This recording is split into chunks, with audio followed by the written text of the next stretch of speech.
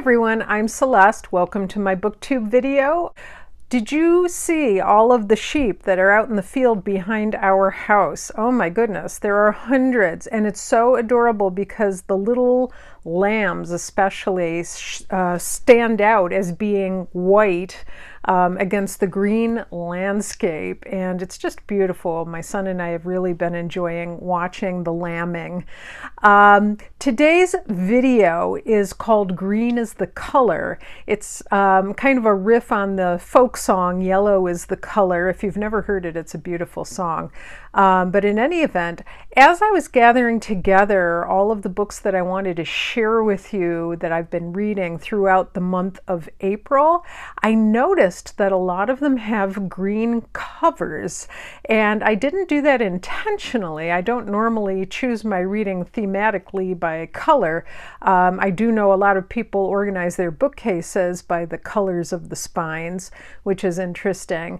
But so I just thought it was kind of funny. And I also noticed that upcoming in May, a lot of the books that I've chosen to read are yellow and gray, maybe with a little bit of brown on the cover. And for June, there seem to be a lot of red books. I don't know what's going on with colors in me, but that's just the way it is. So for kind of my wrap up for what I've been reading in the month of April, we have a lot of green covers that I wanted to share with you today. First up, just as a sort of recap, I had read Mrs. England by Stacey Halls. This was really good. This is about a nanny who goes to work at a kind of a secluded country house where the family, the Englands, live. And there's a lot of mysteries in this old sort of Gothic house in the country in the middle of nowhere. The Englands own a mill, and so there's a mill nearby and the river and all of that. And it's a very, very atmospheric story. It's the first book I've ever read by Stacey Halls, and it was really good. And this book was one of the books I chose for the In Case You Missed It challenge, which is to read books which were published in the last 12 years. And so I had read this one. And then for the month of April, I spun my little spinning wheel to choose what year I was going to read a book from next. And the book that I chose from that spinning was Letters of Great Women. This is a beautiful book. It is edited by Lucinda Hawksley, and I've just so been enjoying looking at the sort of facsimiles of letters that are published in this collection. There are women from all walks of life and all periods of history. We have Cleopatra. Look at the look at some of the pictures of letters written by women.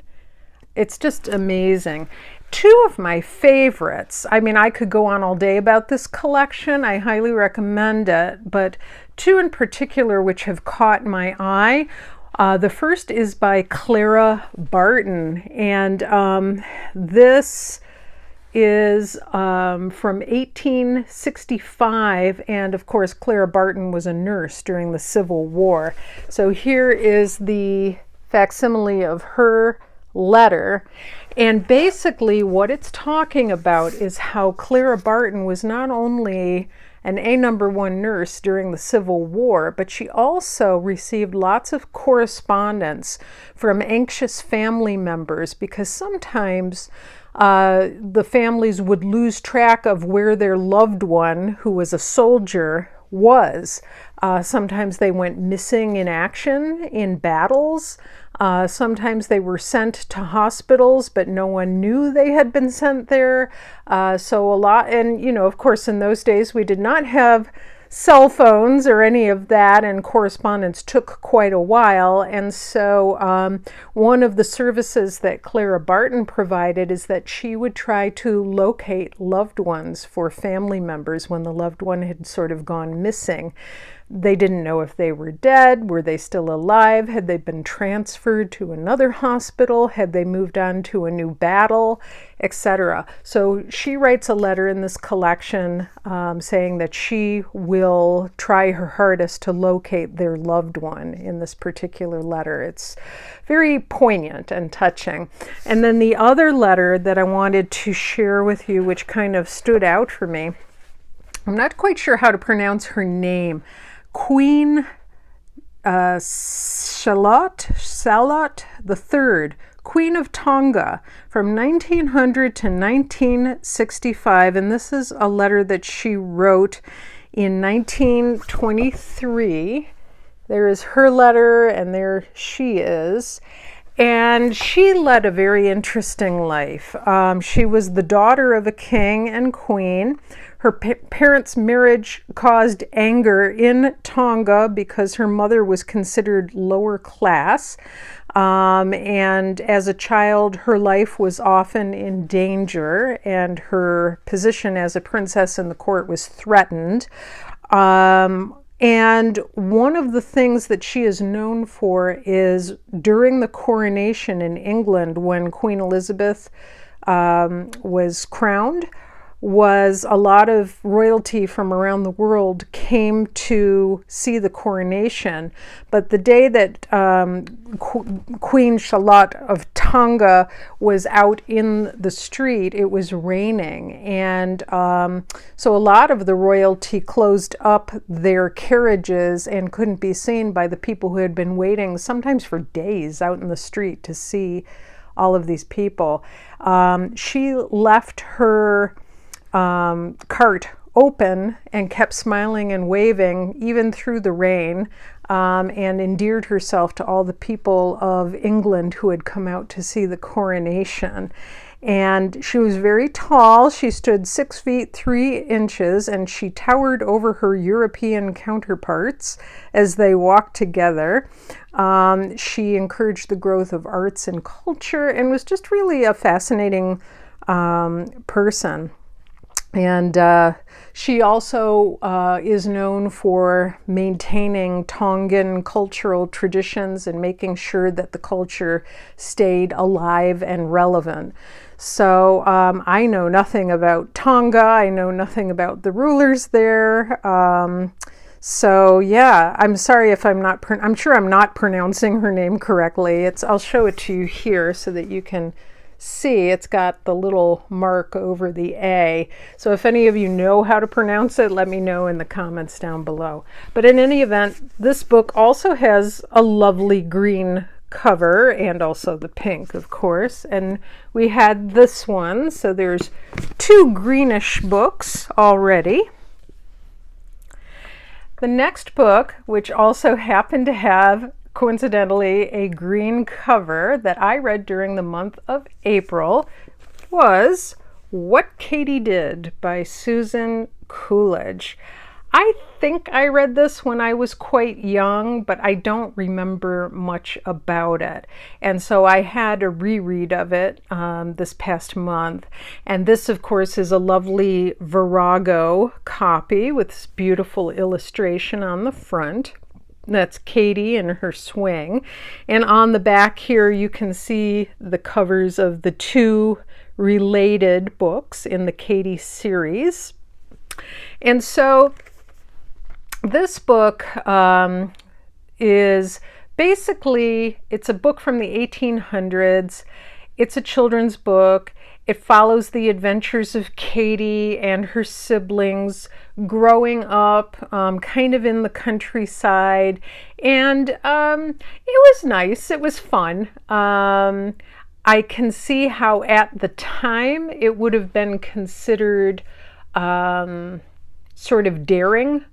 It seems very tame by today's standards, but in its day, it kind of veered away from the tendency of some children's books at that time to give moral lessons, like everything had to have a moral lesson to it that could be learned from by the child reader.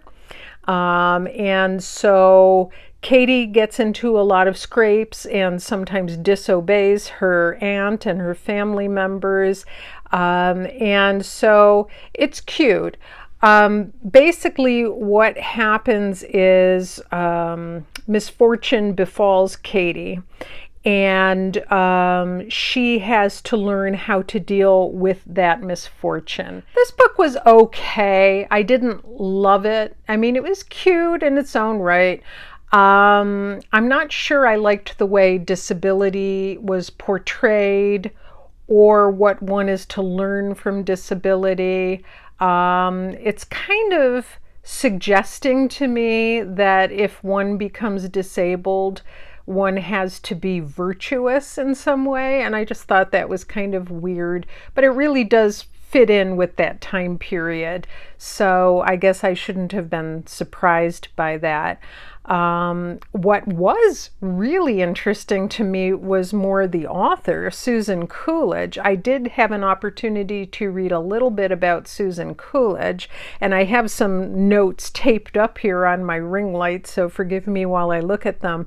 But her actual name was Sarah Chauncey Woolsey.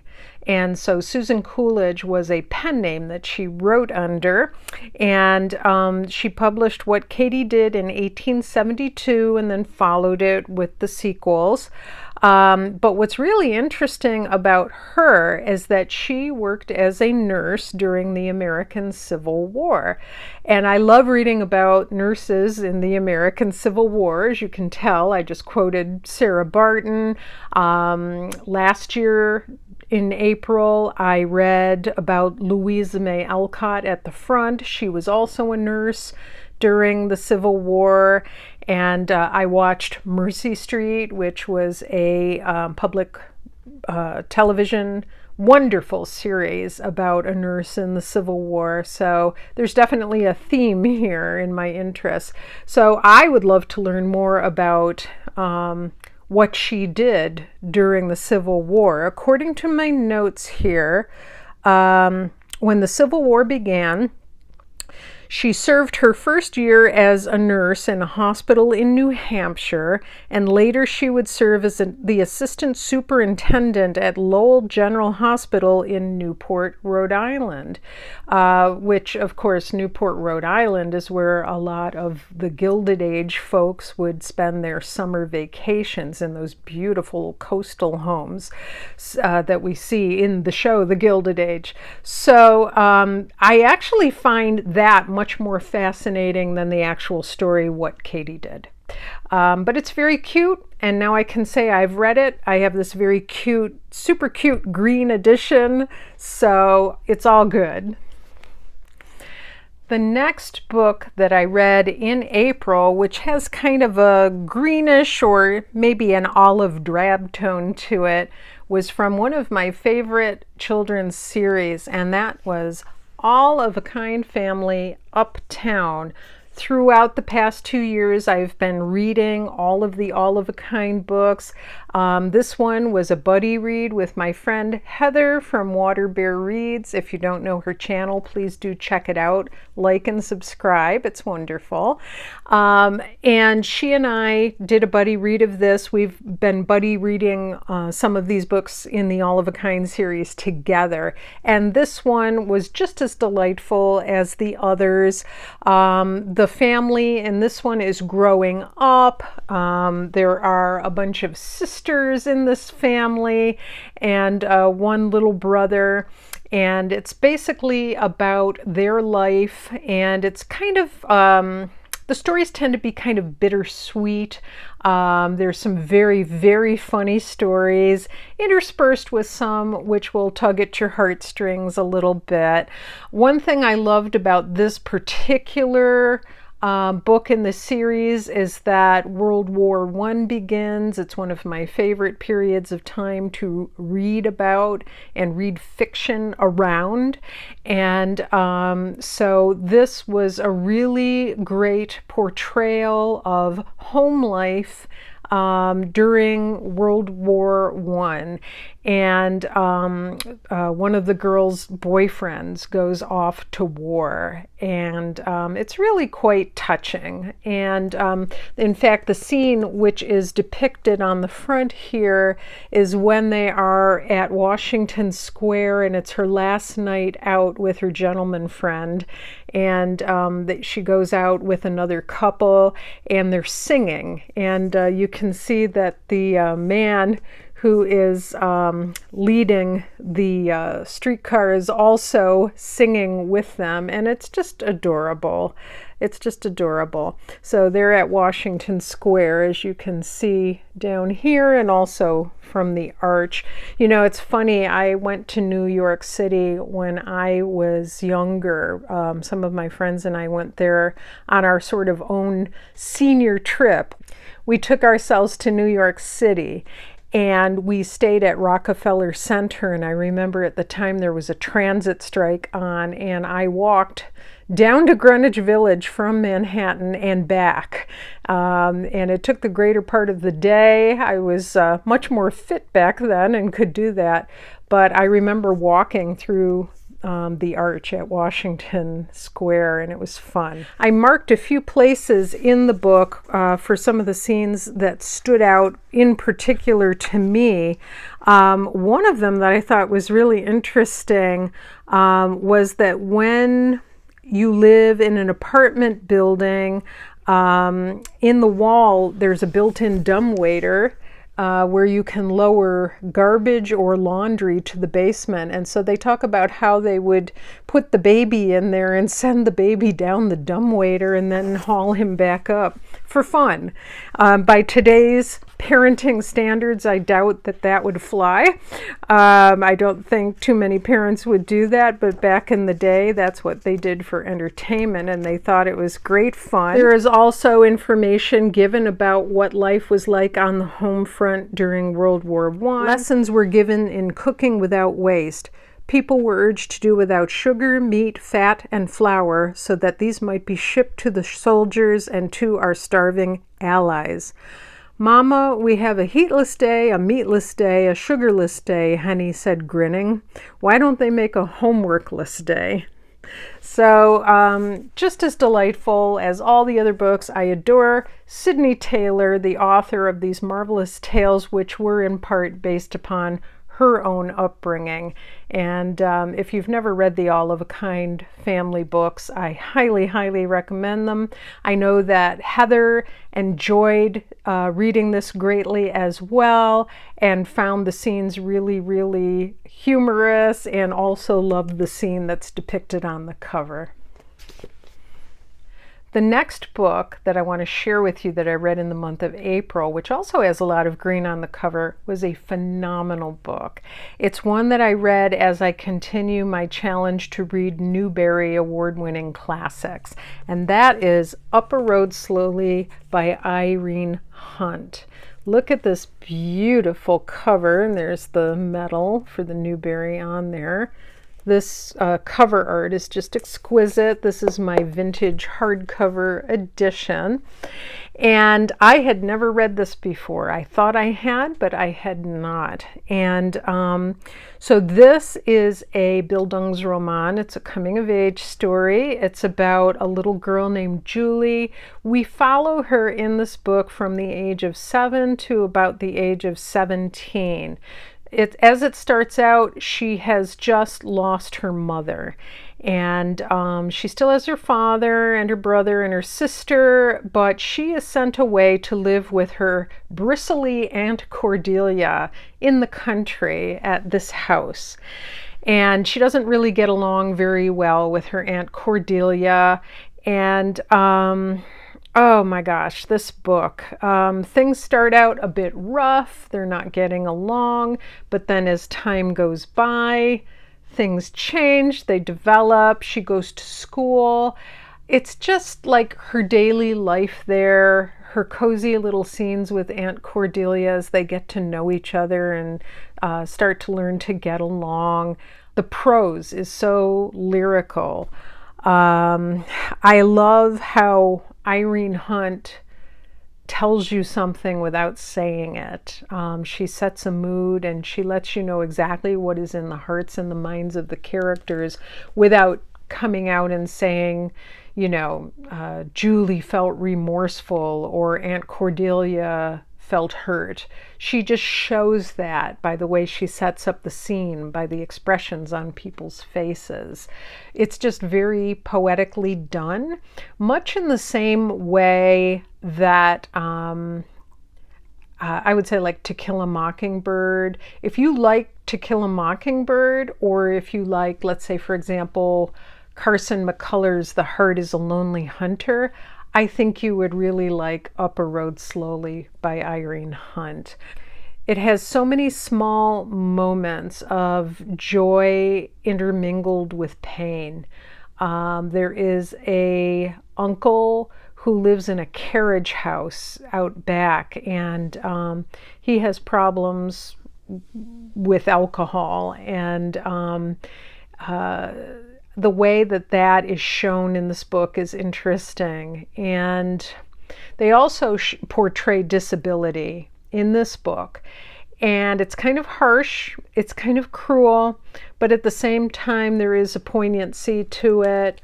There is like a gentleness to it. It makes you think about it in a way that perhaps not a lot of books did at the time. Another book with green on the cover that I happened to read in April was The Ghost in the Swing. This is by Jill Patton Smith. And this is a middle grade ghost story. I believe it was written perhaps in the 70s, the early 70s. This was a book that was actually recommended to me by one of my subscribers. Her name is Natalie. So thank you, Natalie, for recommending this. It was ironically similar to Up a Road Slowly, also about a young girl who's coming of age, who goes to live at a secluded country house with her aunt. In this case, it's Aunt Margaret. And the girl's name is Joan Clayton. And so she goes to live with her aunt as her parents are separated and having some problems, and her mother and her sister have gone to live in one house, and she is with her father, but her father is on the road a lot for work, and so he sends her to her aunt's to live for the summer months. And at this old rambling house in the countryside, she encounters a ghost and the story behind the girl ghost who sits in the swing. And it's fun. It was a very fast read.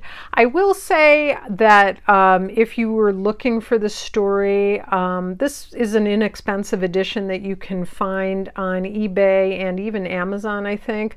However, this edition, I think it was sort of like a self-published edition. It's not a very expensive production, let's put it that way, and it's got typos in it. You'll see down here they've misspelled the name, and it looks like somebody decided to reprint this book cheaply, so I don't really care for the font or the setting in this book. But that being said, it's fine for a reading copy. I think if I were going to buy this to add to my library, that I would search for a vintage hardcover. But in any event, it was fun. It was a fast read. It's a ghost story. It's middle grade, so that's all good. And it has green on the cover. So yeah, that is The Ghost in the Swing by Janet Patton Smith. I've got 4 more books to go, and I will show you the ones that I have been reading, and then one which I just received, which I'm really looking forward to reading. So the ones that I've kind of been revisiting, the first is Agatha Christie Towards Zero, and this is an Inspector Battle mystery, and I think it's just actually been remade into a like made-for-TV adaptation of the story, although in the latest adaptation Inspector Battle actually takes a back seat, and I think it's his nephew that is featured in that, or his something like that. I think it's his nephew. But I like Inspector Battle, and I like this particular story, Towards Zero. In case you don't know what it's about, a house party gathers at a place called Gull's Point, and murders occur. And so Inspector Battle has to figure out who done it, and it's just fun. And even though I have this paperback edition, I've actually been listening to it on Audible, and it's a really good Audible edition. So that is Towards Zero by Agatha Christie. And then I also recently did a reread of some of Guy de Maupassant's short stories as part of my reading of French literature this year. I reread my favorite story of all, which is probably everybody's favorite story from Guy de Maupassant, which is The Necklace, also known as The Diamond Necklace. It is just such a marvelous story of appearance versus reality, and I highly, highly recommend it. And in fact, there is a marvelous audio of that story read by Claire Bloom, who is an old actress from the old days, and she has the most exquisite narrating voice. She's a marvelous actress, and just wonderful, just wonderful. And so I highly recommend, if you can listen to the version that's narrated by Claire Bloom, do it. I've also been enjoying a Nancy Drew. I am currently doing my reread of the entire series, but I'm currently on number 12, which is The Message in the Hollow Oak. And this is a little, I guess, more, well, there's some green in it. Green, brown, gray, and yellow. This is fun. I have, I think, the original storyline from the 1930s. This is one of those Nancy Drews that when they took the original text and reworked it and edited it and changed some of it, this is one of the ones that they changed drastically. This particular Message in the Hollow Oak takes place up in Canada. And I know that when they reworked the story and revised it a few decades later, they changed the place where it takes place. And I can't remember right now where that is, if it's Idaho or Iowa or somewhere, but it's not Canada. So, but this is a fun one. I'm enjoying it. Nancy wins a radio contest, and her prize is a tract of land in Canada. When's the last time you got that as a contest prize on the radio? And the land turns out to potentially be valuable, and she goes up by train with her friends Bess and George to see the property, and all kinds of adventures and mysteries ensue. So I'm really having fun with The Message in the Hollow Oak. I'm not quite halfway into it yet, but that's fun. This is kind of my light read for the week. And then finally, I have just received a copy of this lovely edition, which also has green on the cover, and that is Miss Benson's Beetle by Rachel Joyce. I haven't started this one yet, but I've heard so many good things about it from so many viewers and so many other booktubers. This is one that's really been making the rounds over the past several years as a book that people just seem to love. And I'm also interested in reading it because as part of my Read Around the World challenge, one of the sub-challenges is that you have to read a book set on an island. We always think of, tropical islands and Hawaii and the Caribbean and all of that. This actually takes place on New Caledonia, which is not off the coast of, but in the ocean to the east of Australia. It's down there. It's New Caledonia. And I have my notes here on what this is about. It's 1950. London is still reeling from World War II, and Marjorie Benson, who is a unmarried school teacher, is trying to get through life, surviving on scraps. One day she reaches her breaking point, abandoning her job and small existence to set out on an expedition to the other side of the world in search of her childhood obsession, an insect that may or may not exist, the golden beetle of New Caledonia. When she advertises for an assistant to accompany her, the woman she ends up with is the last person she had in mind. Fun-loving Enid Pretty, in her tight-fitting pink suit and pom-pom sandals, seems to attract trouble wherever she goes. But together, these two British women find themselves drawn into a cross-ocean adventure that exceeds all expectations. So I'm really looking forward to this one. I've heard that so many of you have enjoyed this, and I'm glad I finally have my own beautiful hardcover edition of this book.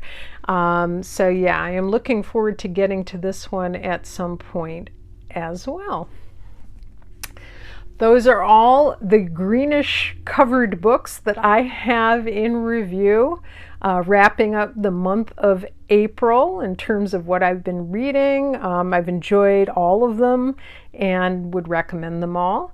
And it's kind of rainy and green out there now, and the sheep are still over in the field there. I hope that you are having a marvelous weekend and that you have enjoyed this. Let me know what you're reading down in the comments below. Thanks. We'll see you again real soon. Bye-bye.